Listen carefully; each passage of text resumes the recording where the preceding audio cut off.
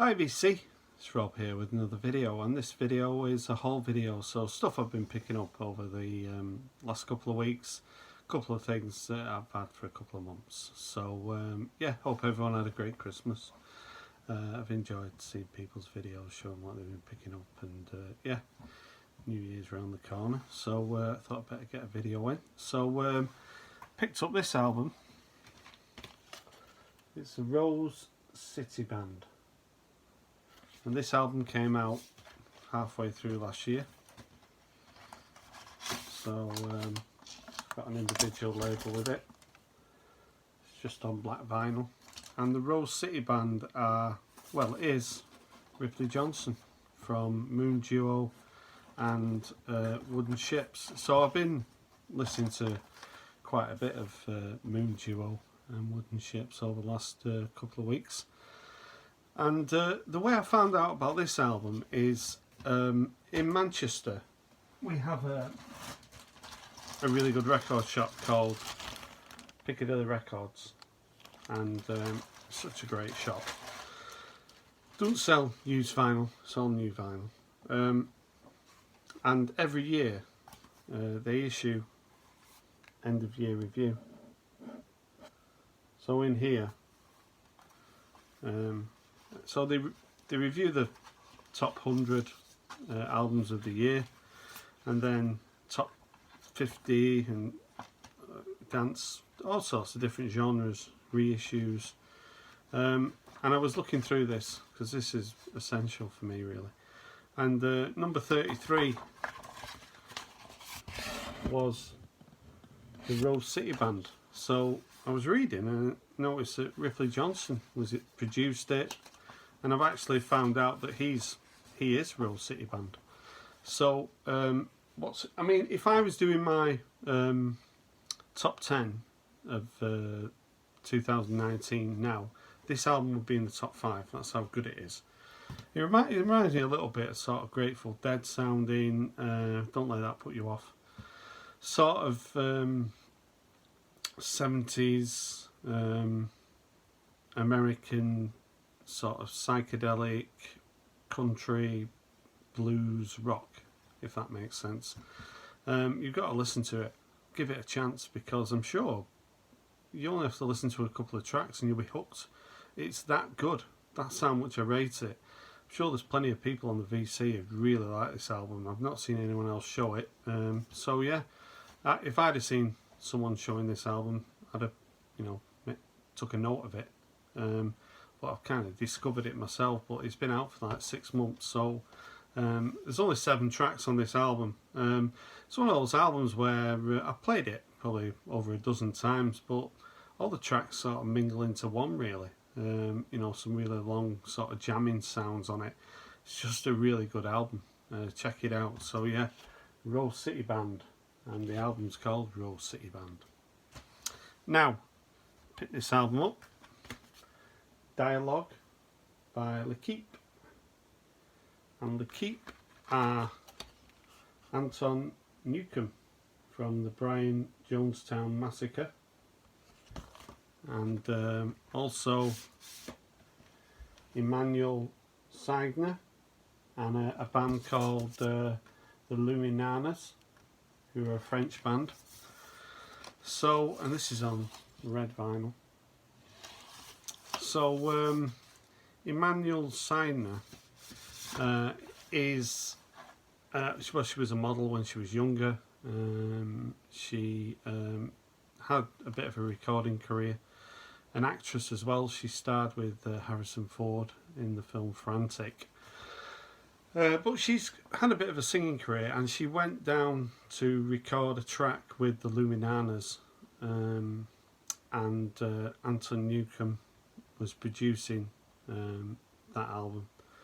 So they went to mix it in Berlin, and then they just got talking and decided to form their own band, L'Epee. And this is the offshoot of L'Epee. So those conversations brought this album. Now, Sam the Vinyl Dude showed this album probably 5 months ago, and I made a mental note of it, but I never picked it up. I thought I'd probably get it for Christmas. I wish I got it a bit earlier, because this is another album that probably would have reached my top 10. It's that good. Psychedelic, fuzzy, sexy vocal, bit rough sounding, but it works. Every track on here. On first listen, I wasn't as into it, but the more I listen to it, I can't stop playing it now. This came with a free CD as well, so that's good for the car. So yeah, I really recommend, if you're not aware of this album. I say it's probably been out for about 6 months, but it's a great album. So yeah, Dialogue by L'Epee.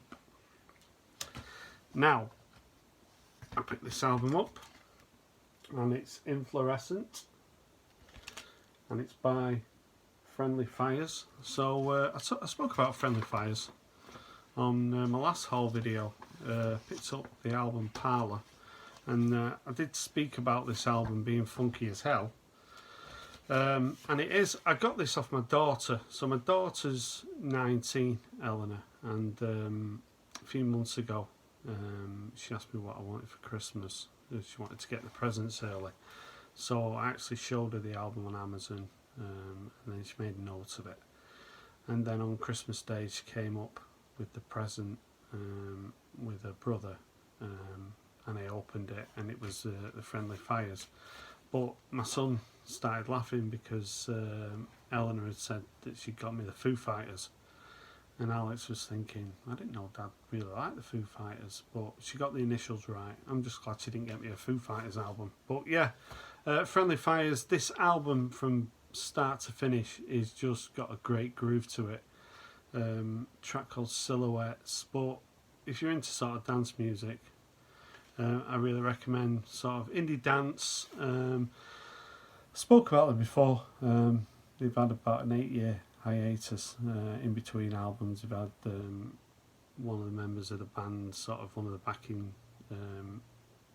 They had like a backing band, and one of them died tragically. So they've been taking time out, but they came back with this album, and it's so strong. It's got so many hooks in all the songs. Really good album by the Friendly Fires, Inflorescent. Now, I went to a record shop in a place called Stretford, which is just outside Manchester, near Old Trafford football ground, and a shop I went in with Callum Rhodes and Ross Goodall. I'd never actually been to this record shop before. And it's called Reel Around the Fountain, so it's named after the Smiths track. And I found this Squeeze, 6 songs crammed into one 10-inch. So I've never seen this before. So Squeeze, of course, sort of new wave band from the late 70s. And this has got 6 of my favourite tracks by Squeeze. It's got Goodbye Girl, Cool for Cats and Up the Junction, which are 2 of my favourite tracks, 2 of my favourite ever singles really. Slap and Tickle, Bang Bang and Take Me I'm Yours. So I've never actually seen this 10-inch before, so I've learnt a lesson. If I see something and I've never seen it before and it's affordable and I want it, just get it, because you might never see it again. So I spoke about Squeeze before. Their albums, I try to get into them, but I just can't get into their albums. But they've released at least 10 great singles, yeah, I was really pleased to find this. But in the bag, it had this with it, and I thought, oh, it's got a CD with it. But it's not a CD, it's actually a vinyl record. It's a 3-inch record of Another Nail in Your Heart, with a track called If I Didn't Love You on the other side. So this plays at 33. So yeah, bit of a shock, and yeah, never owned a single that small before, so I'm not sure how rare that is, but yeah, really pleased to find that. Now, I picked this album up from a record fair a couple of months ago. I didn't show it. It's a Slow Show and Dream Darling. So the Slow Show are a Manchester band. To get the innards with the lyrics. This is on clear vinyl. I've been playing this album a lot the last couple of weeks. When I bought it, it was sealed and I just never got around to playing it, but what a great album this is. This is a second album by The Slow Show, who were named after a song by The National. And when Mazzy did his contest, I actually showed the debut album by The Slow Show as an album everyone should own. You know, I won't go that far really, but I just wanted to sort of highlight them. They're very popular in Europe, but not very popular in the UK. You know, they don't do large arenas or anything like that. They do very small venues in the UK. Don't quite understand. I mean, they're very much like The National, a bit like Elbow. Rob Goodwin, the singer, is a little bit of Leonard Cohen about his voice. A track called This Time's beautiful. Strangers. Now, every track on this album is great. It's a stellar album, fantastic album. So yeah, check them out. The Slow Show and Dream Darling. Now, time for a bit of Mogwai. So yeah, Mogwai. This album's called Les Revents, and it's actually from a French TV show. The English translation is The Returned. So it comes with an inner. And Mogwai, Scottish band who have released countless albums. Started releasing material in about 95. Very ambient, great music that lends itself to soundtracks. I mean, this show, The Returned, about 6 years ago, about, I don't want to spoil it for you if you haven't seen it, but a village in France, and one day a group of people come back to the village who people think were dead. So, you know, it's sort of pretty gripping and chilling, but not too gory. Well worth checking out if you're not aware of it. I mean, this album was kind of in the HMV sale. Mogwai's albums are not available second hand. I never see them lying around. So, you know, go and look on Amazon from time to time and just see if there's any Mogwai for a good price. Like I say, great music. They've done quite a few sort of soundtracks for films, etc. Very moody, experimental, really good Scottish band. Never had any sort of single success. So, you know, if you ask the man in the street, what's your favourite track by Mogwai, they probably just start thinking about the, you know, Gremlins. But I actually mentioned this band to my daughter, and she got quite excited when I said I got a record by Mogwai. But when she actually heard it, it wasn't really her bag. But just thought I'd highlight a really good Scottish band, Mogwai. Now, at the record fair, probably about a month ago, picked this album up, Graham's Central Station, and Release Yourself. And I bought this from the same guy. I bought the Imperial Bedroom album, and he put a sticker on, if you remember. So this was £4, and on this one he wrote, "Sleeve damaged, but the funk inside remains in great shape."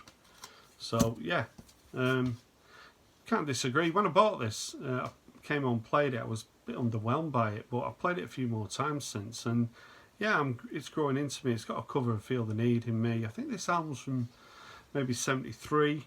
Larry Graham is the guy behind Graham's Central Station. This is on Warner's from 73. And he used to be in Sly and the Family Stone. He kind of came up with a twanging sort of sound on the bass. A lot of people say he was the first person to do that. He recorded with Betty Davis, the ex-wife of Miles Davis, on a couple of her albums, I think. Really renowned bass player. Got in close relationship with Prince. Sort of converted him in fact to Jehovah's Witness, and also played on quite a few Prince tracks and toured with him as well. But this album's got some really good funky tracks on it, and I never sort of see Graham Central Station knocking around, and it was in really good condition. And I do like my funk music, and sort of this stuff isn't usually found in the UK. So yeah, Release Yourself by Graham Central Station. Now, pick this album up. Steely Dan, Katie Lied. And I think finally this is the last Steely Dan album that I needed. So comes with the original inner, which is nice to have, but it's also got a polyline. I got this from Really Around the Fountain. It's quite good in there, because what I bought was 35 quid and he just said call it 30, so you know, I like that. But Steely Dan, they're a little bit Marmite. There's a few people on VC who don't like Steely Dan. The production is just so slick, and the musicians he uses is just top notch. You know, people have got the same ears, but what goes through your ears is just totally different, or else we'd all like the same music. But when I was like 14, I was listening to kind of new wave, and I liked disco. And I remember hearing FM by Steely Dan, and I bought the single. It was not a hit.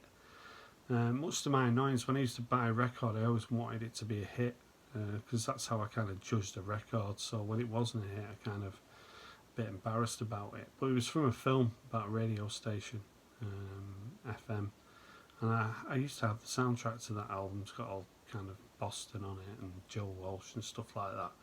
But yeah, FM by Steely Dan, that was kind of my introduction. And then gradually over the years, I picked up Steely Dan albums. I actually thought I had them all, but when I saw this cover, I thought, I've not got this one. This is kind of thought of as a not as good a. I think it was the album after Pretzel Logic, and it's probably classed as being a little bit weak. But I really, Doctor Wu, Black Friday, every track. I mean, I just think they're an amazing band. One of my favourites from sort of that 70s period, for sure. So yeah, one of my favourite American bands, Steely Dan and Katie Lied. Now, yesterday I made a bit of a pilgrimage to a place called Sifters Records. So, what's so special about Sifters Records? So, Sifters Records was immortalised in the song by Oasis, Shaker Maker, which is the second track on their debut album, Definitely Maybe. And in the song, it mentions Mr. Sifter, and how Noel used to buy records from there when he was 16. So it's not far from me. It's only about 10 miles, and I've never been there. So yesterday I thought, I'm going to go. I had a look online, noticed it was open, so I drove over there, went inside, and it is the worst record shop that I've been to in years and years and years. It's like going back to the 1970s. It's a record shop on a place called Fog Lane in Didsbury, and it's probably about 4 miles outside Manchester. And you go in there, it's like the 1970s. It's full of records from the 1970s and 1980s. I saw absolutely no indie whatsoever. There was not a record from before 1990 in there. Nearly every record was under £5. Most of them were like $2.99. No records were in the sleeves. You had to take your record to the guy at the counter, and he'd put it in a sleeve for you.